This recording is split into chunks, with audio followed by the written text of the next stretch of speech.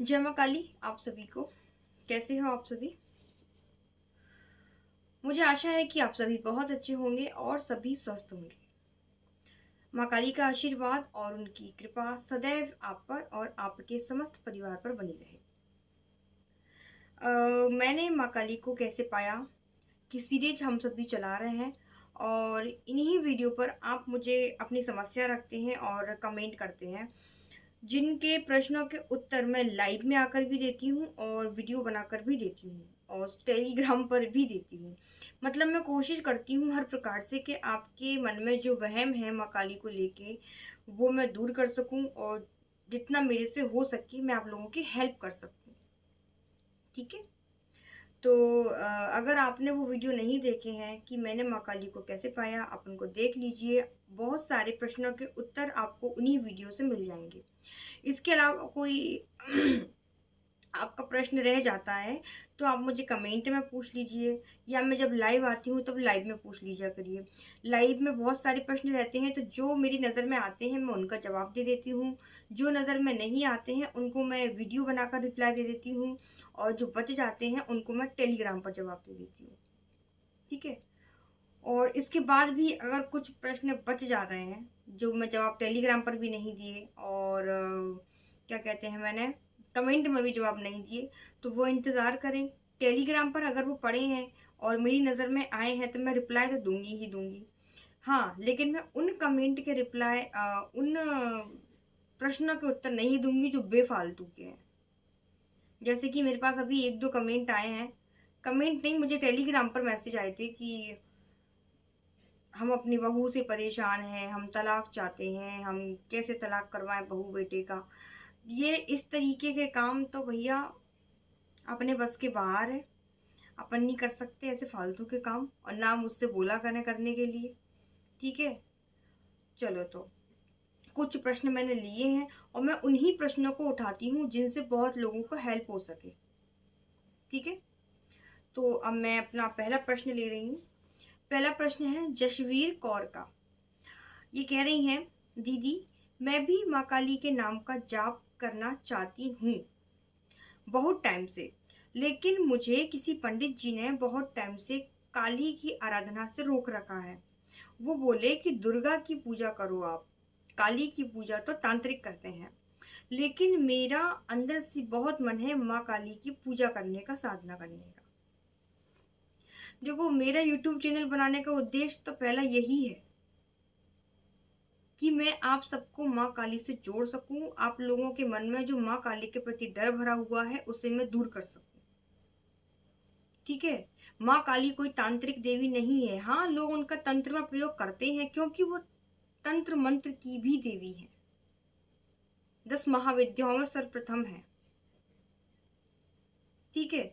तो माँ तंत्र मंत्र की भी देवी है, लेकिन तंत्र मंत्र का जो लोग गलत यूज कर रहे हैं।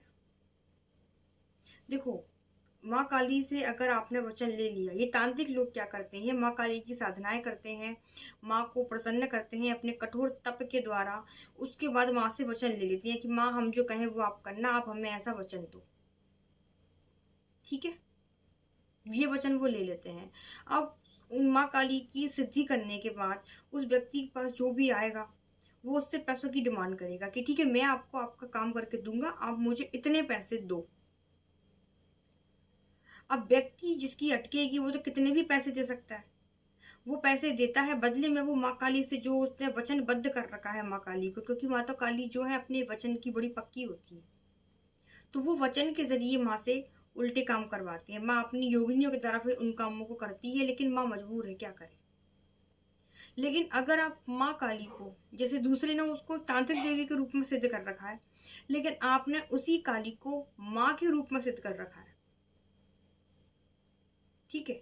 अगर आप उसे माँ रूप में लेके चल रहे हो तो वो कितना भी बड़ा तांत्रिक हो, उसने कितनी भी काली सिद्ध कर रखी हो, वो आपका बाल बांका नहीं कर पाएगा। ना वो और ना माँ काली, कोई भी नहीं कर पाएगा। इसलिए इस चीज से बेफिक्र रहो, माँ काली को माँ मान के पूजा करो तो आपका बाल भी बांका नहीं होगा। बहुत से लोग मेरे साथ यूट्यूब से जुड़े हैं जो मुझसे भी उम्र में काफ़ी बड़े हैं। वो भी मुझसे सेम प्रश्न करते हैं कि हाँ, हम माँ काली की पूजा करें? बिल्कुल करिए, लेकिन माँ मान के, शक्ति मान के नहीं। और हाँ, इन्होंने कहा कि मैं भी माँ काली की साधना करना चाहती हूँ। साधना नहीं, सिर्फ भक्ति करना चाहती हूँ। भक्ति से जो व्यक्ति माँ को पाएगा ना, उसके आगे सब साधनाएं फेल हैं, उसके आगे सारे तंत्र फेल हैं। ठीक है,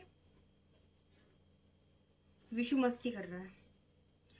अगला प्रश्न, हाँ, तो मैं इनको ये बोलूंगी कि आप माँ काली की पूजा कर सकते हैं। आप उनको माँ रूप में पूजिए, बिना शर्त के कि माँ हमेशा मेरी रक्षा करिएगा, माँ मैं आपकी बेटी हूँ।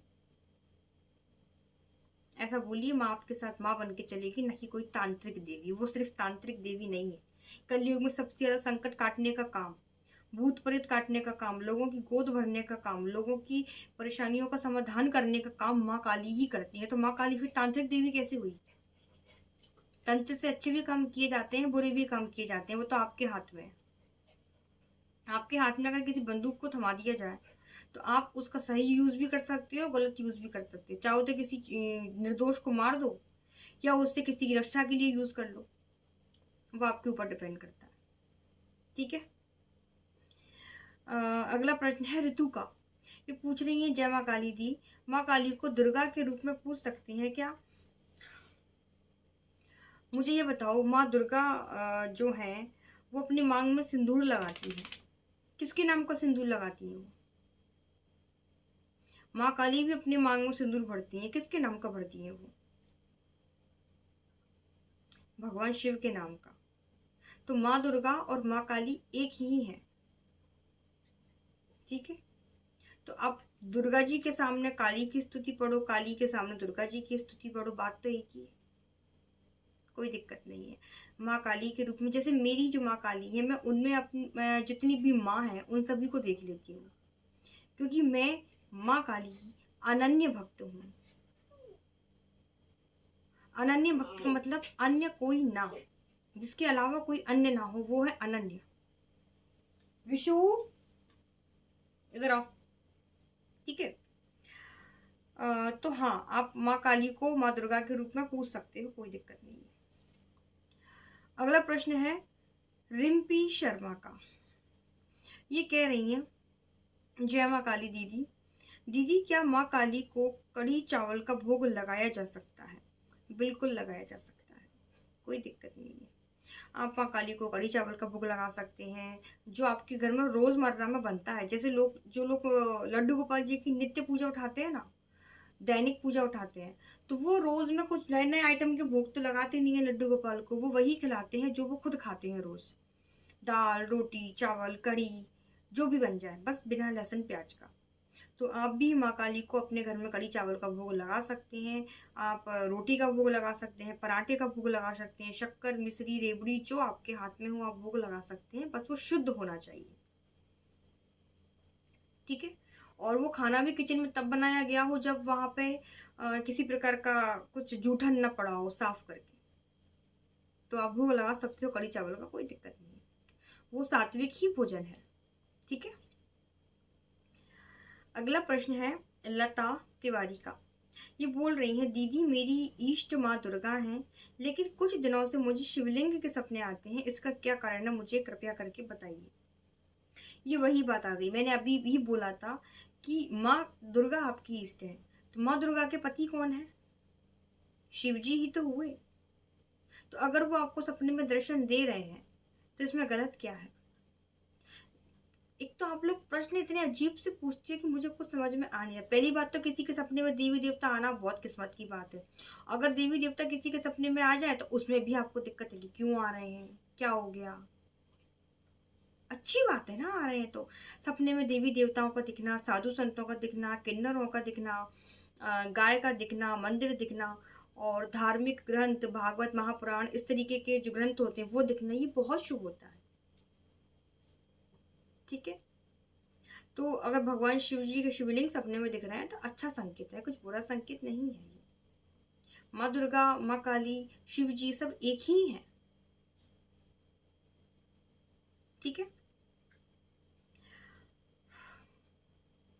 अगला प्रश्न मैं ले रही हूँ अनिल कुमार का। ये कह रहे हैं, दीदी जी मेरा भी एक प्रश्न है कि मैं जब भी पूजा करता हूँ हमारे पूरे शरीर में, पूरे बदन में बहुत दर्द होता है, ऐसा क्यों होता है? मैं भी माँ का भक्त हूँ, तो कृपया करके मेरे इस प्रश्न का उत्तर ज़रूर दीजिएगा प्लीज़। देखिए अनिल जी, ऐसा है कि जब हम नए-नए पूजा में बैठते हैं ना, तो हमें आदत नहीं होती पूजा में बैठने की। पहली दिक्कत तो ये होती है कि हम इतना ज़्यादा बैठ नहीं पाते। अगर हम 1 घंटे का पाठ कर रहे हैं, हमें को आधा 1 घंटा लग रहा है मंत्र जाप करने में, तो हमें इतना आदत नहीं होती है बैठने की। इसके लिए हम कहते हैं कि हमें आसन सिद्ध करना चाहिए सबसे पहले। अगर हमारा आसन सिद्ध होगा ना, तो ना तो हमें कंधों में दर्द होगा, ना हमें कुछ भी मतलब जो अनुभव होते हैं मंत्र जाप के दौरान वो नहीं होंगे। लेकिन अगर ये सब आपके साथ हो रहे हैं, तो सबसे पहली चीज़ तो यही है कि हमें बैठने का अभ्यास करना चाहिए, जितनी देर हम बैठ सकें। अब एक चीज़ और आप इसमें नोटिस कीजिएगा, आप नॉर्मल कितना भी बैठ जाओ, जैसे पिक्चर चल रही है टीवी में और आप ज़मीन में बैठे हो, कितनी भी देर बैठ 3 घंटे की 4 घंटे की पिक्चर हो जाएगी, लेकिन आपकी कमर में दर्द नहीं होगा, आपके बदन में दर्द नहीं होगा। लेकिन वहीं आप 1 घंटा भी बैठ के लगातार मंत्रों का जाप करोगे तो आपको दर्द होने लगेगा।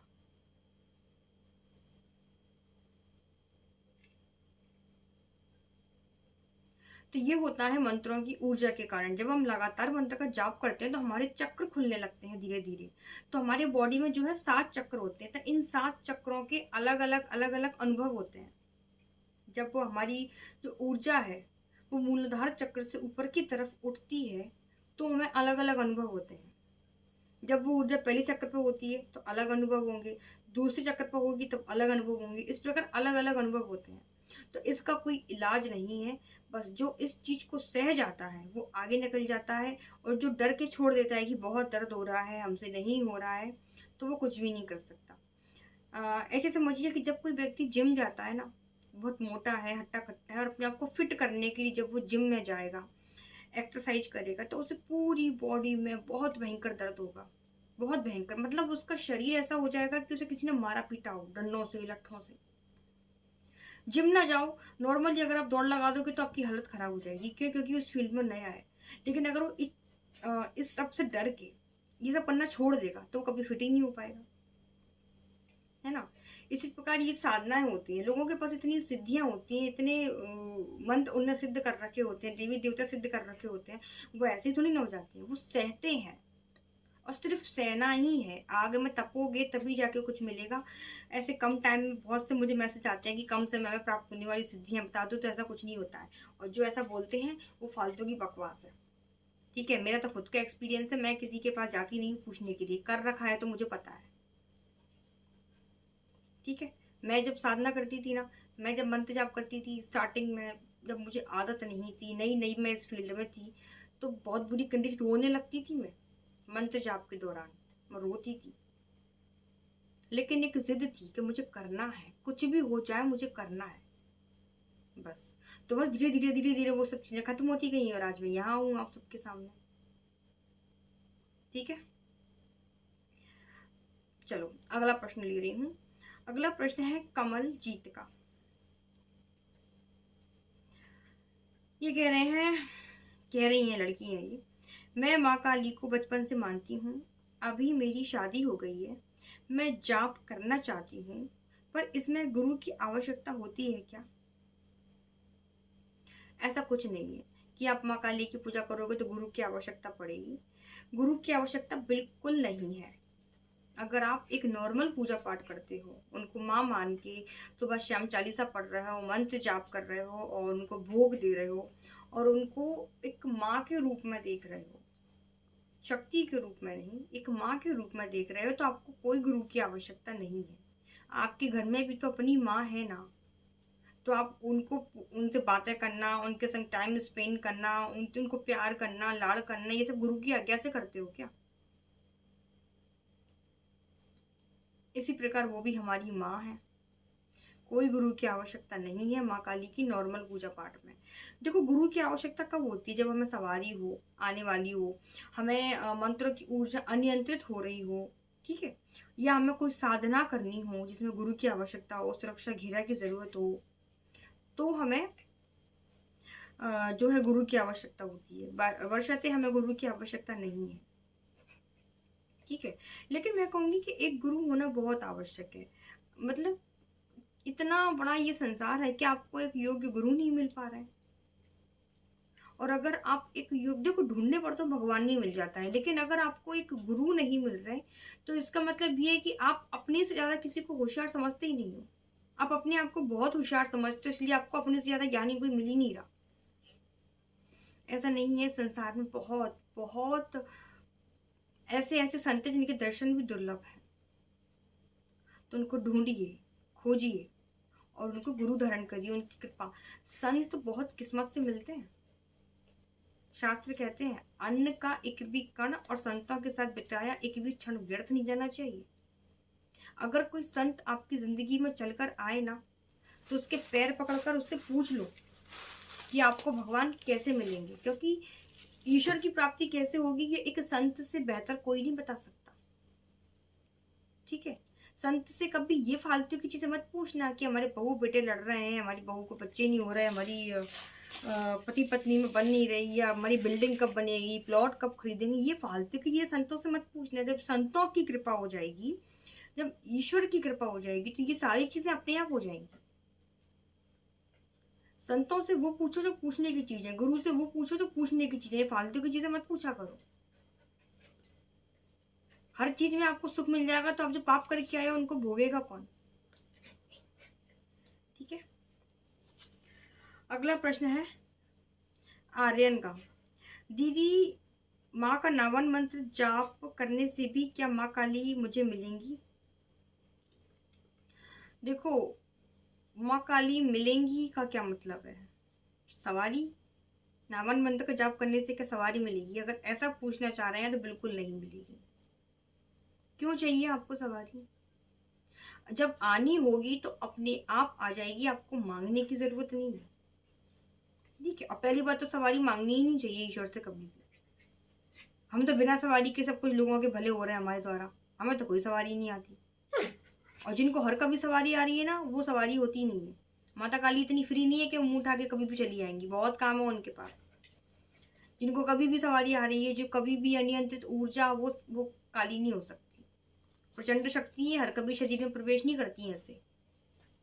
तो इस चीज को समझो, माँ काली का मजाक मत बनाओ। हाँ, नावान मंत्र का जाप करने से आपको 3 महाविद्याओं की कृपा मिल सकती है, महाकाली, महासरस्वती और महालक्ष्मी। उनकी कृपा मिल सकती है। ठीक है, सवारी नहीं मिल सकती। वो आपकी भाव पर डिपेंड करता है। मंत्र कितने भी जाप कर लेना, आप कितने भी मंत्र जाप कर लेना, जब तक आपका शरीर शुद्ध नहीं होगा, मन शुद्ध नहीं होगा, आत्मा शुद्ध नहीं होगी, माँ अपना अंश आपको कभी नहीं देगी। लाख मंत्र जाप कर लेना, कुछ नहीं होगा। आज विशु को पता नहीं क्या हो रहा है, बहुत मस्ती कर रहा है। चलो, ये आखिरी प्रश्न है, आखिरी नहीं है, अभी 2-3 और है। श्वेता वर्मा का। दीदी, उद्यापन के बाद, कन्या पूजन करने के बाद हमें क्या खाना है? जैसे आपने माँ काली का उद्यापन कर दिया है 9 शनिवार का, ठीक है, और आपने कंजकों को भी भोजन खिला दिया है, तो आपने जो भोग माँ को लगाया है ना, चने का, हलवा पूरी का, जो भी भोग आपने माँ को लगाया है, जो भी भोग आपने कंजकों को खिलाया है, उसी को खोलकर आपको अपना व्रत पूर्ण करना है। ठीक है, अलग से नहीं खाना है, बस वही खाना है जो आपने कंजकों को खिलाया था। अगला प्रश्न है प्रीति साहनी का। दीदी, मुझे बताएं, जैसे हमने माँ को पान का भोग लगाया है, तो फिर पान का क्या करना है? पान को भोग लगा दिया तो आप उसे प्रसाद स्वरूप पा सकते हैं। अगर आपने मीठा पान बनवाया है तो आप उसे खा सकते हो प्रसाद के रूप में। ठीक है, या फिर अगर आपने एक पान लिया है, उस पर लौंग बताशे रख दिए हैं, तो लौंग और पान दोनों को उठा के आप रख लीजिए। और जब आप माँ के पुष्पों का विसर्जन करोगे या किसी भी चीज़ का विसर्जन करोगे, तो आप उसका भी विसर्जन कर दो। खा सकती हो तो कोई दिक्कत नहीं है, लोग तो नॉर्मली पान के पत्ते खा सकते हैं, लेकिन जो चीज़ नहीं खाई जा सकती उनका विसर्जन कर देना चाहिए। मैं माँ काली को मीठे पान का भोग लगाती हूँ, तो उसको बाद में खुद पा लेती हूँ। मुझे तो वैसे भी अच्छा लगता है पान। ठीक है, इसके बाद तो मैंने कोई प्रश्न नहीं लिखा है। नवरात्रि में माँ काली के व्रत को लेके एक बहुत ज़्यादा प्रश्न आ रहा है मेरे पास कि वो श्रृंगार का क्या करना है।